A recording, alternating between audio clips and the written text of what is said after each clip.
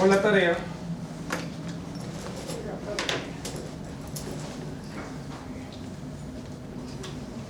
Bueno, para empezar, vamos a aclarar, perdón,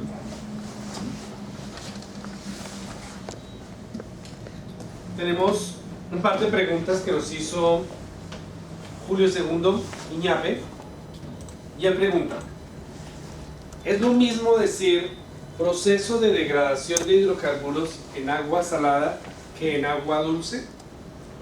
Y también pregunta: ¿se tiene el mismo proceso de degradación de hidrocarburos para ambos escenarios? Pues les pregunto a ustedes, ¿ustedes qué creen? Se tiene que nombrar igual, sin embargo, el proceso... ¿Creen que es lo mismo agua salada o agua No. dulce en materia de procesos de degradación? Bueno, lo que entiendo de la pregunta es si es que se llama lo mismo, ¿no? Y obviamente, según lo que yo entiendo, debe llamarse igual. Sin embargo, obviamente por la composición química y física también va a ser un tanto diferente. Como fenómeno es igual, Claro. sí, hay unos fenómenos de desgaste, por supuesto. Ahora, el comportamiento del hidrocarburo no es el mismo en agua salada que en agua dulce. Recuerden que el agua salada puede estar a temperaturas diferentes, tiene una densidad diferente, es agua más pesada, por lo tanto el hidrocarburo va a tender a flotar más y por más tiempo. En el agua dulce o en un río hay mayor cantidad de sólidos, tanto suspendidos como disueltos. Entonces, todos los efectos de transformación y desgaste del hidrocarburo son diferentes en agua dulce que en agua salada. Los procesos de evaporación también son distintos, porque dependen directamente de la temperatura, del flujo. Sabes que el proceso de expansión del hidrocarburo en el mar pues suele ser mayor porque no está confinado el hidrocarburo. En un cuerpo de agua como un río, pues la expansión está dada por el caudal, pero pues no sé, ahí puede ir hacia los lados más de lo que el cauce del río permita. Pues va a ir fluyendo a través de ese cauce. Igual todo el proceso es de solubilización, iridiscencia, cada uno es diferente, ¿no? Son diferentes, así es. Entonces, Agua salada. no es lo mismo cómo se estudia cada fenómeno, hay que estudiarlo de manera independiente. Es decir, el agua de mar mía no es igual que la de más al norte, más al sur.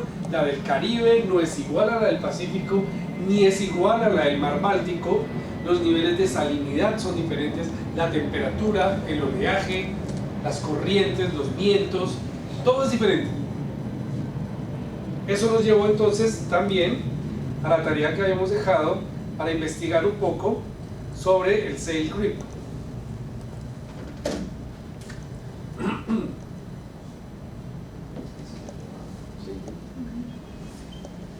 Como les comenté, es una herramienta de uso totalmente gratuito. Esto no busca promocionar ni hacerle mercadeo a nada. En realidad, lo que yo he visto en muchos años es que herramientas como esta o otras parecidas son muy útiles para quienes estamos en este tema de ser marinos, de navegar o de estar en el tema del control de derrames en aguas oceánicas, porque nos permite obtener información muy valiosa relacionada con vientos, corrientes, mareas, oleaje. Y ya vimos que esta información es importante porque los fenómenos de desgaste, sobre todo los de mayor impacto, necesariamente se ven afectados en mayor o menor proporción por muchas de estas condiciones que afectan directamente a la mancha de hidrocarburo que se ha derramado. Ahora, el propósito de la tarea, ¿cuál era? Que interactuaran con el aplicativo y que trataran ustedes por sus propios medios de obtener justamente esto, un pronóstico. Esto es al final lo que nosotros queremos.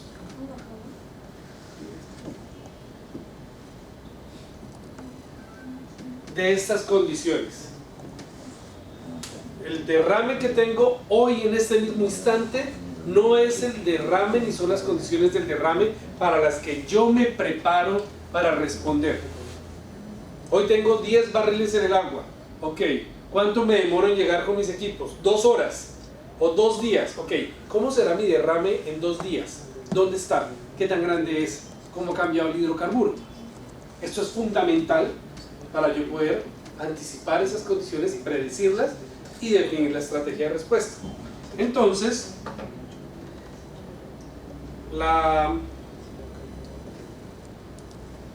quiero que me cuenten cómo les fue. ¿Quién estuvo interactuando? ¿Todos hicieron la tarea? Bueno, ¿Quién me puede contar algo?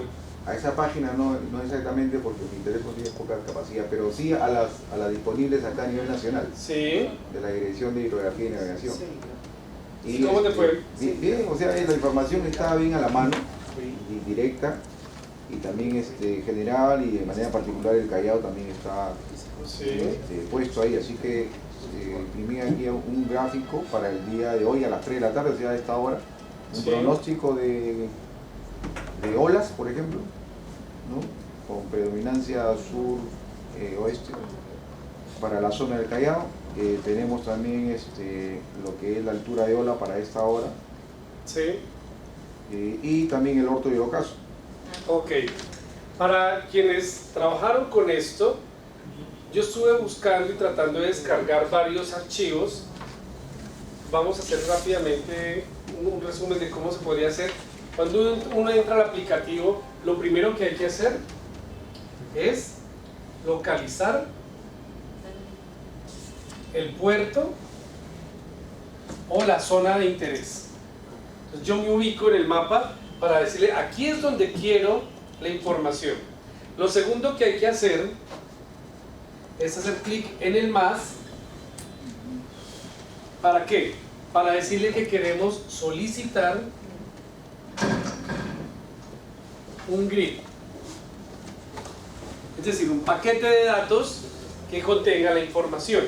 Y aquí tenemos que entrar a definir qué modelo de datos necesitamos. Entonces, hay varios modelos. Están los modelos de viento y los modelos de corrientes.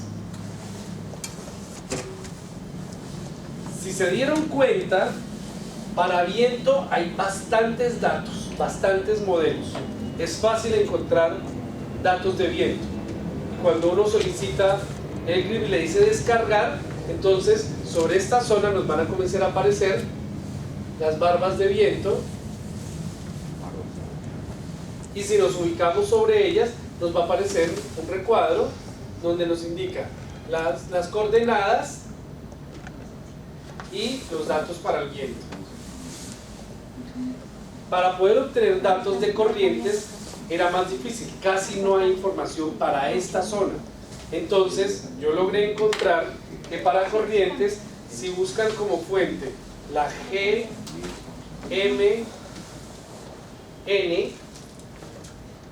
en el modelo FNM,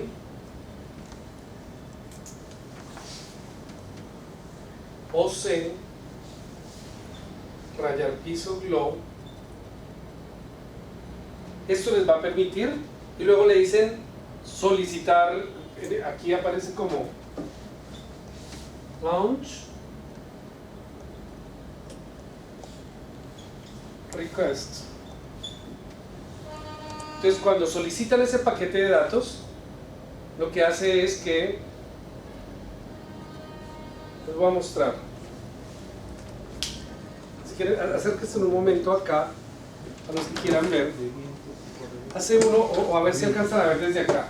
Estamos aquí en la pantalla. Desafortunadamente no se puede proyectar, pero está uno ubicado. ¿Tú tienes aquí las corrientes? Vientos. Vientos. Claro, si queremos las corrientes, entonces hacen clic en el más, le dicen request a grid, luego le dicen cuál es la fuente, entonces escogen GMN, luego le dicen que cuál es el modelo y pueden escoger el FNM OC o el Global. Escogen cualquiera de esos dos y le dicen lanzar requisición. Cuando lanzan la requisición, él descarga automáticamente los datos y se van a dar cuenta que cerca del litoral no hay datos de corriente, pero si uno se abre un poco más, aquí están todas las flechitas de corriente que nos muestra hacia dónde está la corriente. Si nos alejamos, para este polígono es el para el cual él sacó la data, y aquí están las flechitas. Si yo me paro sobre cualquiera de esos, me va a marcar cuál es la velocidad y cuál es la dirección de la corriente. Si hago clic en play, me puede mostrar, aquí no tenemos muchas variaciones, cómo cambian esos datos de corriente en función del tiempo. Para nuestro caso en particular, al final siempre tenemos una corriente muy constante, siempre va hacia el noroeste, y con ese parámetro podemos trabajar. ¿Cuál es lo importante? Lo importante no es aprender a utilizar esta app, que es simplemente una herramienta como muchas otras. Aquí lo importante es que ustedes comprendan la importancia de tener claro cuáles son las fuentes de información a las que pueden acudir cuando necesiten este tipo de datos, porque sin esto el resto se vuelve solamente teoría. Si yo tuviese la velocidad de la corriente, podría hacer un cálculo de la ruta del derrame, pero como no la tengo, no lo puedo hacer. Entonces es fundamental tener claro cómo vamos a poder encontrar la información para hacer nuestros cálculos de pronóstico de la ruta del derrame. Si no lo hacemos con una app, tengamos un link, tengamos no sé, un acuerdo con alguna entidad, o asegurémonos de saber en qué parte podemos obtener esta información para poder acceder a ella. ¿Alguna otra pregunta? Bueno, ustedes ven ahí en la pantalla que hay un rectángulo pequeñito que se pone a veces de color rojo o de color verde. Cuando lo tocan, se expande y sale esto que Joel imprimió, que se va acá, que es la marea. Entonces les va a decir en la mañana a qué horas está la marea alta y comienza a descender, a qué horas está el punto más bajo. Luego, cuando comienza a descender, usualmente hacia la medianoche, la marea vuelve a estar muy alta y luego vuelve a comenzar a descender, y les muestra esta curva sinusoidal. Lo que hace es mostrarles cómo, en función de las horas, cómo se va a estar comportando la marea. Esto es muy importante, sobre todo cuando tenemos ríos o el derrame está cerca a zonas costeras donde hay ríos que desembocan en esa zona, donde los deltas pueden verse comprometidos, porque sabemos que en algún momento el hidrocarburo puede comenzar a entrar y a salir. ¿Preguntas hasta ahí? ¿Confuso el tema? No. No, este es un aplicativo. Ahora, que es el grid de predicción. Sí, eso no tiene, o sea, en realidad no hay ciencia. Así es. Si estuviéramos en el Mediterráneo, lo que tendríamos es problemas para decidir qué fuente de datos escoger. Aquí el ejercicio era encontrar cuál fuente de datos escoger para poder tener algún dato, porque son pocos los datos.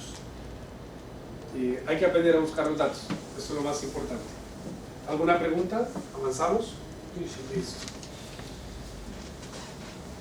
Ya habíamos hablado de varios de los fenómenos de desgaste y pasábamos a hablar acerca de la dispersión. Hemos hablado de la extensión, de la evaporación, de la emulsificación, y ahora vamos a hablar acerca de la dispersión.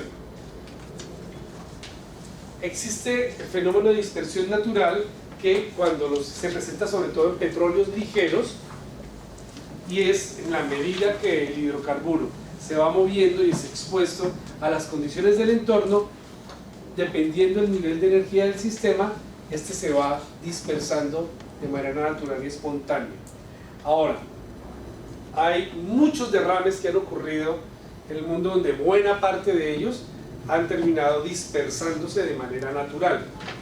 No porque los hayan dejado a la deriva esperando a ver si se dispersaron o no, sino que en la medida que se iban desarrollando actividades de combate, se iba observando cómo en gran medida estos derrames, o el volumen de estos derrames, iba dispersándose, y una vez se dispersa, pues es muy difícil contenerlo. Es decir, una mancha que flota, incluso si ya está en forma de withrows, lo podemos contener, pero si ya está disperso, pues no podemos detrás de cientos de miles de millones de pequeñas gotas dispersas en el mar. Usualmente los productos pesados no se dispersan, salvo que utilicemos productos dispersantes. Y las tasas de dispersión de un hidrocarburo dependen necesariamente de las características del hidrocarburo y de las condiciones del agua. Entonces por eso es que tenemos que también conocer muy bien cuáles son las condiciones de nuestro litoral. Cada ensenada, cada zona de aguas protegidas, cada arrecife rocoso tiene condiciones muy particulares. Entonces no por el hecho de que, o sea, incluso en varias zonas de la misma zona de Callao podríamos encontrar características y condiciones diferentes, donde en algunas la dispersión podría ser propicia y en otras donde no. Aquí pueden ver un ejemplo de cómo un derrame de hidrocarburo en una zona con altos niveles de energía, si es que el hidrocarburo no es muy pesado, termina dispersándose. Este hidrocarburo, como se ve disperso, ya no puede ser posible que lo podamos contener y recuperar de manera mecánica. Tampoco le vamos a poder hacer una quema in situ. No tiene caso aplicarle más dispersante porque ya se dispersó. Entonces aquí, ¿qué nos toca hacer? Esperar a que esa dispersión aumente en función del tiempo hasta que la concentración sea mínima.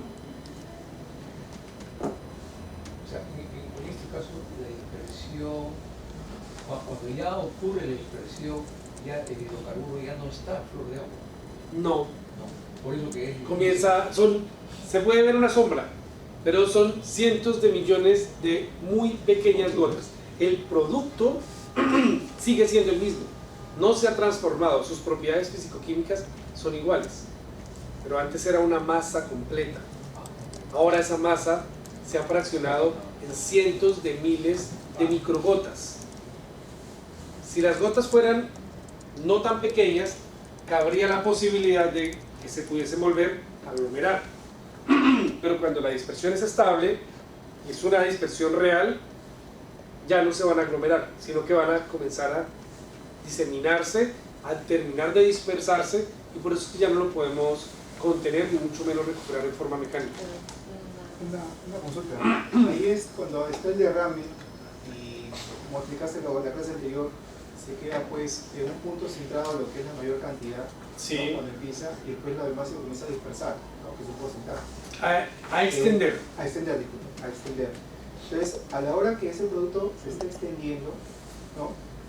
El efecto que va a hacer contra los agentes naturales puede ser un biosistema, que es en la parte inferior. Entonces ya no va a ser el mismo que cuando está de manera empaquetada Sí. en un solo lugar. Correcto.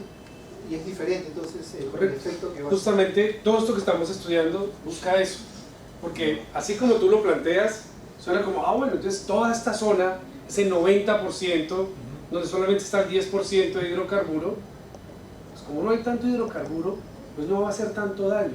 Entonces uno podría decir, bueno, no nos tendríamos que preocupar, pero es que el 10% de 15.000 barriles son 1.500 barriles, y eso es un montón de petróleo. O sea, sí hay que ponerle atención, que el 10% luce pequeño como proporción, pero puede ser mucho petróleo y puede llegar a ocasionar impactos severos dependiendo de la vulnerabilidad del ecosistema. ¿Por qué estudiamos todo esto? Porque necesitamos saber cómo se va a comportar ese 10% y el otro 90%. Y si se dispersa todo el total, ya estamos hablando de Sí. que, como el ejemplo, ya se dispersó todo, pero Sí. se extendió todo. Y a la hora que se dispersa todo ese producto, el efecto que va a hacer con lo que es la... Es difícil cuantificarlo, Ah, ya. es difícil cuantificarlo, y justamente por eso, hola, sigue. Justamente por eso hay tantos estudios y cuestionamientos frente al uso de los dispersantes, porque una de las teorías es que se está moviendo del lugar el problema. Lo mueves de la superficie y lo repartes en todo el ecosistema marino, y si después precipita, entonces lo estás moviendo al fondo del mar. Lo que estamos esperando es que esas microgotas sean objeto de fotooxidación, biodegradación, en algunos casos es metabolizada por microorganismos vivos que están en el medio marino, otras alcanzan a facilitar su evaporación, otras sí sedimentan indiscutiblemente, y es mucho más difícil predecir el comportamiento de un derrame dispersado que del producto antes de dispersar. Es decir, la moderación del derrame llega hasta predecir su dispersión. Pero predecir el comportamiento del crudo ya dispersado, esa es una ciencia bien compleja, porque va a estar básicamente en función de las variaciones de concentración regidas por la corriente y por el viento. ¿Qué causa más daño? ¿La disolución causa más daño que la dispersión? ¿O la ¿Qué causa dispersión más daño, la disolución o la dispersión? Pues Porque ya la disolución ya está mezclada, eso. no podría comprometerme a decir qué causa más daño, pero podemos abordar esa pregunta de la siguiente manera. En la disolución hay una fracción de hidrocarburo que es 100% visible en agua, es imperceptible y por lo tanto, si hay suficiente energía, la variación de la concentración de esa sustancia en el agua va a tender a cero más rápidamente. O sea, una gota de alcohol que cae en un vaso con agua, recién cae, la concentración en la gota es del 100% de alcohol, pero inmediatamente comienza a mezclarse, a disolverse en el agua, y a medida que por diferencia de densidades va cayendo y se va moviendo, uno a veces puede ver como una gota de tinta en agua. Al principio se ve que es oscuro y ya luego, sin necesidad de quitar, se va pasando, sin necesidad de aplicar energía al sistema. Y un vaso con agua tiene bien poca energía. Uno ve que pasa un par de horas y ya todo el vaso tiene un color homogéneo. Eso se debe a las fuerzas que rigen los fenómenos de transferencia de masa y que hace que siempre la energía vaya de un lugar de mayor concentración a uno de menor concentración. Pero desde esa perspectiva uno podría pensar, bueno, si está disuelto va a tender a cero, sí, se va a disolver más fácilmente. Si está disperso, todavía tengo microgotas que mantienen muchas de las propiedades físico-químicas de la masa original, solo que a una escala o en un volumen muy pequeño. Necesitamos que esa microgota comience a degradarse, y esa degradación, porque no es soluble, puede tomar más tiempo que lo que podría tomar una disolución. Pero decir que si hace más daño o no, pues depende. ¿Qué fue lo que se derramó? ¿Es crudo extra pesado? ¿Es un crudo con algún tipo de aditivo que puede resultar particularmente tóxico? Claro. O sea, recuerden que la toxicidad es función directamente de la dosis y de la concentración. Y recuerden que contaminación es un criterio totalmente subjetivo asociado a temas legales. Claro, Dice, o el está espacio. contaminado. Eso lo dejamos que lo diga el abogado. Que está impactado, que se ha visto afectado, que ha sufrido un impacto debido a que la mancha alcanzó esta área. Sí, que podemos determinar qué tan grande puede ser ese impacto, de todas maneras. Pero decir es que está contaminado es un concepto casi que jurídico. Nos toca dejarle eso a la UEFA. ¿Listo? Ahora, la disolución, que es lo que estábamos hablando, diferente a la dispersión, también depende de la capacidad de solubilidad de los componentes que hay en el hidrocarburo. Cada sustancia en el universo tiene un coeficiente de disolución diferente. No todas las sustancias se disuelven a la misma velocidad, en la misma proporción, e incluso existen sustancias que dependiendo su coeficiente de disolución, cuando saturan el medio, dejan de disolver. Entonces, un ejemplo, azúcar en agua. El azúcar en cristales tiene su coeficiente de disolución. Pongo una cuchara, la revuelvo, pongo energía, los cristales se fueron. Pongo otra cuchara, vuelvo y revuelvo, desaparecieron, siguen disolviéndose. Cuando alcanzo el máximo de la capacidad de solubilidad de ese azúcar, con su coeficiente de disolución, en el agua, va a llegar un punto en que el siguiente cristal, no importa cuánto revuelva, ya no disuelve. Y puedo ponerle licuadores, puedo poner lo que quiera, salvo que le ponga muchísima más energía, como cuando entonces lo llevo a la estufa y lo caliento y entonces así preparo un almíbar. Solo ahí podría llegar a perderse ese cristal. De otra manera, pues ya es un fenómeno distinto, no se va a disolver. Entonces necesitamos conocer cuáles son las propiedades y las características de disolución del hidrocarburo. ¿Qué es importante que sepan acá? Las proporciones de disolución de los hidrocarburos pesados son bien bajas y de los hidrocarburos livianos tienden a ser mucho mayores. Solamente una fracción del hidrocarburo que se derrama se puede considerar que se disuelve, y usualmente esa solubilidad va desde 2 a 200 partes por millón. O sea, en realidad es bien poco. Ahora, contestando una pregunta parecida a la que teníamos ahora, ¿qué tanto se va a ver afectado el ecosistema por efecto de la solubilidad? Pues si nosotros sabemos que máximo vamos a poder alcanzar a 200 partes por millón de hidrocarburo presente en el agua por efectos de la solubilización del hidrocarburo, pues eso está significativamente por debajo de los seca agua y eca suelo que usualmente manejamos. O sea que uno podría esperar que dentro de la ley sí vamos a estar. Ahora, que el ecosistema se pueda ver comprometido, depende del ecosistema, depende qué tenemos allí, depende si son especies adultas, si son especies menores, si son crías, y en la mayoría de los crudos esta disolución va de las 20 a las 40 partes por millón.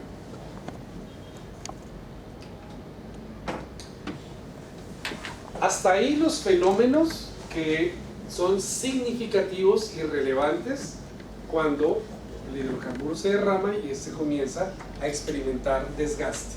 Hay otros, como cuál, que son de menor proporción. La fotooxidación, como ya les había explicado, es el efecto que causa la luz y los rayos ultravioleta cuando caen directamente sobre el hidrocarburo. Este fenómeno hace que el hidrocarburo se oxide. Cuando se oxida, lo que hace es descomponer las moléculas y se libera vapor de agua y dióxido de carbono. Por supuesto, esto es más sensible y más perceptible cuando las capas son más delgadas. Como les decía en algún momento, esa iridiscencia que hace que nos genere una gran percepción de que la contaminación o que la afectación es muy grande, si dejamos esa iridiscencia ahí quietecita, 2 días después no hay absolutamente nada. Casi que el nivel de impacto puede ser mínimo. E incluso tratar de recogerla puede ser una labor titánica sin ningún resultado.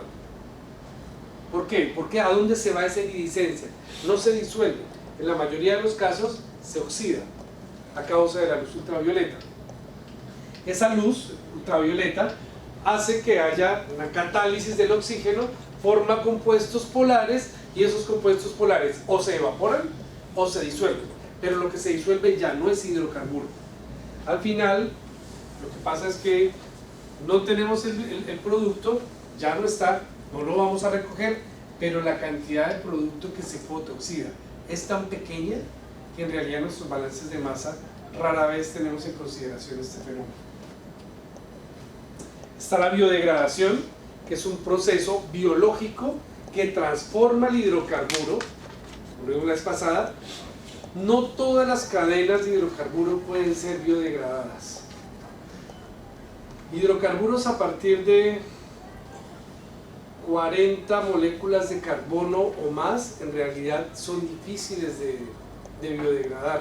Adicionalmente, hidrocarburos como los asfaltos y las resinas tampoco son susceptibles de ser biodegradados, incluso con bioremediación estimulada. La incidencia de la biodegradación varía en función de la temperatura. O sea que a menor temperatura es más lenta la degradación del producto por efectos de la biodegradación. Como les decía, asfalto, brea, resinas no se biodegradan, incluso en ambientes controlados. Con bioremediación estimulada hay moléculas que no van a poder ser digeridas. Hay enlaces como los que vimos la vez pasada que son tan fuertes entre ellos que los productos que se adicionan y la cinética química que se propone para estos productos no alcanza a debilitar estos enlaces y en las moléculas son estables. No puede estar uno ahí trabajando meses y el producto permanece. permanece y no hay ninguna variación. Ahora está la sedimentación. ¿Qué pasa cuando todo ese producto emulsionado o fragmentado comienza a viajar solito? Pues que va a comenzar a ganar peso, cambia la densidad, y en la medida que va cambiando la densidad comienza a sedimentarse, se va a ir al fondo marino. Entonces se da porque esas pequeñas partículas van cambiando su densidad, bien sea porque se emulsionan y ganan peso, porque se adhieren a materia orgánica o a partículas sólidas que también les hace ganar peso, y en buena medida parte de lo que se sedimenta puede ayudar a reducir las cantidades de hidrocarburos que se han derramado, pero el efecto tampoco es tan significativo como para tenerlo en cuenta en un balance de masa. Se pueden hacer cálculos, pero no es mucho. Aparte de eso, depende mucho de la temperatura. Se sabe bien que los crudos, entre más pesados son, tienen mayor tendencia a ganar peso, a emulsionarse y por lo tanto a hundirse. Si es en agua dulce se van a tratar de hundir más rápidamente. Si es en agua salada, pues el agua salada pesa más, entonces va a tardar un poco más, pero finalmente van a terminar también sedimentándose. Y para esos que comienzan a sedimentarse pero no alcanzan a llegar al fondo marino, entonces nos forman las bolas de alquitrán que comienzan a viajar primero como estas hileras, la mancha que comienza a abrirse en hileras, y después estas hileras se fraccionan, forman estas bolas de alquitrán y terminan llegando a algún litoral para comenzar a impactar bien sea la playa o el litoral. Aquí ya la cosa, el problema es muy grande porque son materiales, primero sin fracciones livianas, ya no flota, lo tenemos en la playa, hay que limpiarlo. Entonces aquí ya lo que toca hacer es cerrar la playa para que cuando venga la marea no nos lo devuelva al agua para moverlo y ir a llevarlo a otra playa. Entonces hay que confinarlo para su retiro. Es un trabajo totalmente distinto. Y una vez más, les reitero, el objetivo siempre será tratar de tener el hidrocarburo, ¿dónde? En el agua. En el agua, lejos del litoral. Así es. Por ejemplo, la temperatura del agua en los países caribeños, como Cartagena, ¿qué tal? Sí. 30, 32 grados. No. Perdón. La temperatura atmosférica, sí. Sí, el agua puede estar a 22. Acá está en 18. la costa de nosotros 13, 14 grados. Allá la podemos Ahí encontrar a nos favorece. 22, 23. Aquí es muy fría, para mi gusto.